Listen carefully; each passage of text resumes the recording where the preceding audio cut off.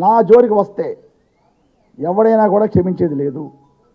పవన్ కళ్యాణ్ ఇంకొకసారి చెప్తున్నాను, మహిళలు కానీ మీ నాయకులు కానీ కార్యకర్తలు కానీ మా ఇంటి మీదకి దాడి చేశారు కాబట్టే ఆ రోజు మా కార్యకర్తలు లీడర్లు అందరూ కూడా తిరుగుదాడి చేయవలసి వచ్చింది. చూస్తూ ఊరికిన రకాలైతే కాదు, మేము ఇప్పుడే కాదు ఎప్పుడు కూడా నిశ్చేస్తాం ఎప్పుడు కూడా మమ్మల్ని కాకినాడలో ఒక ఇంటుకు కానీ ఒక ఏక కానీ పేకలని సందర్భంగా తెలియజేసుకుంటాం. జనసేన అధ్యక్షులు పవన్ కళ్యాణ్ గారు కొన్ని అవాకులు చవాకులు నా మీద పేలటం జరిగింది. ఒకటైతే ఖచ్చితంగా చెప్పగలను, మా వైఎస్ఆర్ పార్టీ లీడర్ల మీద చాలామంది మీద వ్యక్తిగత విమర్శ చేయడం జరిగింది ఆయనగా, అలాగే నా మీద కూడా వ్యక్తిగత విమర్శ చేయడం జరిగింది. ఏదో వాళ్ళ ఆడపడుచులు నేనేదో అనేసానని, వాళ్ళ ఆడపడుచుల గతంలో నేను మా కార్యకర్తలు కానీ మా లీడర్లు కానీ మా అభిమానులు కానీ దాడి చేశారని చెప్పడం జరిగింది. కాకినాడలో మా ఇంటికి అతి తక్కువ దూరంలో జనసేన పార్టీ వారు ధర్నా చేస్తే, రాజకీయ పార్టీలో ధర్నాలు చేయడం రాస్తారోకలు చేయడం కామను. మా ఇంటి మీద దాడి చేయడానికి వచ్చారు వాళ్ళందరూ కూడా. మా ఇంటి మీద దాడి చేయడానికి వస్తే చూస్తూ ఊరుకునే అంత మనస్తత్వం అయితే నాది కాదు. ఇప్పుడే కాదు ఎప్పుడు కూడా కాలేజ్ డేస్ నుంచి కూడా పోరాటం చేసి ఈ స్థాయికి వచ్చిన వాళ్ళం మేమందరం కూడా. అదేవిధంగా ఏదో మా కుటుంబం చెప్పుకుని వ్యాస గారు మీ కుటుంబానికి ఏ విధమైన శాస్తి చేశాడో నేను కూడా, వ్యాస గారు కాదు, డిటి నాయక్ గారు మా జిల్లా ఎస్పీగా ఉండగా ఏ విధంగా మీ కుటుంబం మీద దాడి చేశారో అదేవిధంగా ఈ బిఎం నాయక్ దాడి చేస్తాడు అధికారం రాగానే పవన్ కళ్యాణ్ చెప్పడం జరిగింది. అయ్యా మీకు ఎవరు చెప్తాడో నాకు తెలియదు, కానీ ఆ రోజు 1990 సంవత్సరం చెన్నారెడ్డి గారు ముఖ్యమంత్రి గారు ఉండగా మా కుటుంబంలో ఉన్నటువంటి కలహాలతో డిటి నాయక్ గారు ఆ రోజు మాకు సపోర్ట్ చేశాడు. మాకు సపోర్ట్ చేసి మా కుటుంబంలో ఉన్న కొందరు వ్యక్తుల మీద మేము ఆ రోజున్న పరిస్థితి ప్రకారం మా ప్లాన్ ప్రకారం మేము చేసుకుంటే డిటి నాయక్ మాకు సపోర్ట్ చేశాడు. మీకు చెప్తున్నటువంటి ఈ జనసేన చెంచగాలను అడగండి ఏం జరిగిందో. ఇష్టం వచ్చిన అంతమంది పబ్లిక్లో ఇష్టం వచ్చిన వాగితే ఎవడు ఊరుకోడు. భీమనాయక్ కాదు కదా, నువ్వు వచ్చినా ఎవడొచ్చినా చూస్తే అయితే ఊరుకోను. నేనంత శాంతపురం అయితే కాదు, ఖచ్చితంగా చెప్తాను. సినిమాలో 10 మందిని విలన కొట్టేసి హీరోజం అది వేరు, రాజకీయాలు హీరోజం వేరు. రాజకీయాల్లో హీరోజం నీకు తెలియాలి అంటే మా జగన్మోహన్ రెడ్డి చూడు. ఖచ్చితమైన హీరో ఈరోజు రాజకీయాల్లో దేశంలో ఎవడన్నా ఉన్నాడు అంటే అది మా జగన్మోహన్ రెడ్డి గారే. ఏ నాయకుడన్నా కూడా పోరాటం చేసి వచ్చినవాడు ఎవరంటే జగన్మోహన్ రెడ్డి గారు.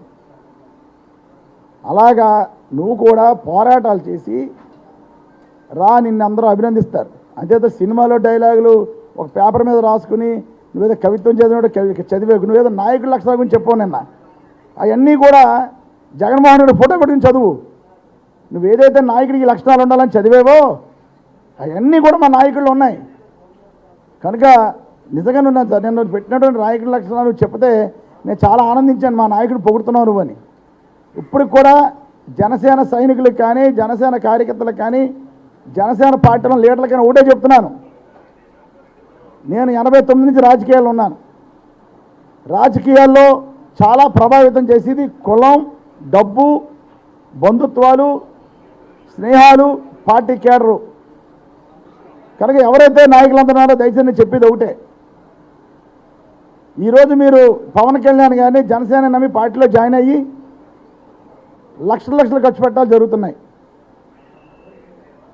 ఒక పార్టీలో ఉంటూ ఒక ఖర్చు ఎందుకు పెడతాం? ఏదో పదవి ఆశించే పెడతాం. ఎమ్మెల్యే టికెట్ రావాలనో, ఎంపీటీసీ రావాలనో, లేదా ఎంపీ టికెట్ రావాలనో ఖర్చు పెడతాం. ఈరోజు మీరు అందరూ కూడా పార్టీ కోసం తిరుగుతున్నారు. ఇంకా 2 సంవత్సరాలు ఎలక్షన్లు ఉన్నాయి. లక్షలు ఖర్చు పెట్టిన తర్వాత మీ నాయకుడు మీ పార్టీని 100% వేరే పార్టీకి తాకట్టు పెట్టే కార్యక్రమంలో ఉన్నాడు. పొత్తులు పెట్టుకుంటాడు. పొత్తులు పెట్టుకున్న భాగంలో మీకు అందరికీ అన్యాయం చేసి రోడ్డు పాలయ్యే పరిస్థితి వస్తుంది. కనుక జాగ్రత్తగా ఉండండి. జనసేన నాయకులందరూ దయచేసి మీ నాయకుడిని ప్రశ్నించండి. మనం కలిసి పోటీ చేస్తామా, విడిగా పోటీ చేస్తామా అని. పోరాటం వేరు, విడిగా పోటీ చేసి గెలిచిపోవడం వేరు. ఫస్ట్ కేడర్ కాపాడుకోవాలి కదా. పెద్ద మీటింగ్ పెట్టడం, ప్యాకేజీ మాట్లాడుకోవడం కాదు. పవన్ కళ్యాణ్ గారు మీ పార్టీలో ఎవరైతే ఉన్నారో వాళ్ళకందరికీ న్యాయం చేసేలాగా మీరు ఉండండి తప్ప నిజంగా మీరు హీరో అయితే మా జగన్మోహన్ రెడ్డి గారి లాగా ఒక్కడ వచ్చి పోరాడండి. అంతే తప్ప తెలుగుదేశం సంకలనం ఇంకో పార్టీ సంకలనం దూరద్దని పవన్ కళ్యాణ్ చెప్తున్నా. అప్పుడే నువ్వు ఎప్పుడైతే ఇండివిజువల్గా పోటీ చేసావో నిన్ను రాష్ట్రపతిగా హీరోగా గుర్తిస్తారు. ఈ రోజు కూడా పవన్ కళ్యాణ్ మీద ఎవరికి నమ్మకం లేదు. 100% ఈ పార్టీని, జనసేన పార్టీని తాకట్టు పెట్టేస్తారని పూర్తి విశ్వాసంతో ప్రజలు ఉన్నారు. మీ కింద పనిచేస్తున్న నాయకులు కూడా ఉన్నారు. మన దగ్గర పనిచేస్తున్న కేడర్ కానీ నాయకులు కానీ విశ్వాసం రావాలి అంటే ఖచ్చితంగా అన్ని సీట్లలోని మనం పోటీ చేస్తున్నామని ఒక్క మాట ఇవ్వండి. 7% 27% వెళ్ళామని చెప్పారు కదా నిన్న. ఇంకా 2-3% పెరిగే అవకాశాలు ఉన్నాయి. ఎవరి సంకలనం దూరితే మళ్ళీ 2019లో ఏదైతే 7% వచ్చిందో అంతకన్నా తక్కువ పర్సెంట్ వస్తుంది. ఈ సందర్భంగా జనసేన నాయకుడికి కార్యకర్తలు తెలియజేసుకుంటూ ఒక్కడైతే ఖచ్చితంగా చెప్తున్నాను, నేను ఎప్పుడు మీడియా ముందుకు కానీ ఎప్పుడు రాను. ఆ తేదీ కన్నా ముందు చంద్రబాబు డైరెక్షన్లో పవన్ కళ్యాణ్ వెళ్ళడం జరిగింది. ఆయన ప్రచారంలో భాగంగా తిరుగుతూ కాకినాడ వచ్చి చంద్రశేఖర్ రెడ్డి వాడు అన్నవాడు భూ కబ్జాదారుడు అన్నాడు. నేను దానికి కౌంటర్ ఇచ్చాను.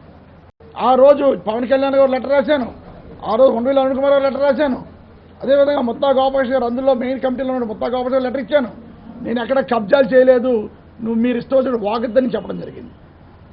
అదేవిధంగా మొన్న జరిగిన ఎలక్షన్లో అంటే ఇవన్నీ ఎందుకు చెప్తున్నానంటే తెలుగుదేశం పార్టీకి పవన్ కళ్యాణ్ గారు ఏ విధంగా మద్దతు తెలుపుతున్నారనడానికి నేను ఈ ఒక ప్రెస్ మీట్ కూడా పెట్టాను. జనసేన నాయకులకు కూడా తెలియడం కోసం ఇది పెట్టాను. మీరు కూడా తెలుసుకోండి మీ నాయకుడు తెలుగుదేశం పార్టీకి ఎంత మద్దతు తెలుపుతున్నాడో. మొన్న జరిగిన ఎలక్షన్లో, మొన్న జరిగిన అసెంబ్లీ ఎలక్షన్లో జనసేన వారు పోటీ చేశారు, వైఎస్ఆర్ పోటీ చేశారు, తెలుగుదేశం పోటీ చేశారు. కానీ ఆయన వెళ్ళిన మన పవన్ కళ్యాణ్ వెళ్ళిన ప్రతి ప్రాంతంలోని కూడా అధికారంలో ఉన్నటువంటి తెలుగుదేశం పార్టీ యొక్క అవినీతి కనపడలే. వైఎస్ఆర్ పార్టీకి ఎవరైతే పోటీ చేశారో వాళ్ళందరినీ విమర్శించిన సందర్భాలు ఉన్నాయి. దయచేసి జనసేన కార్యకర్తలను తెలుసుకోండి. కాకినాడ వచ్చినప్పుడు నన్ను విమర్శించారు. ఆ రోజు కొండబాబు యొక్క అవినీతి కనపడలేదు ఆయనకి, కొండబాబు చేసిన భూ కబ్జాలు ఇక్కడ కనపడలేదు ఆయనకి. అదేవిధంగా రూరల్కి వెళ్ళినప్పుడు కన్నబాబును విమర్శించారు.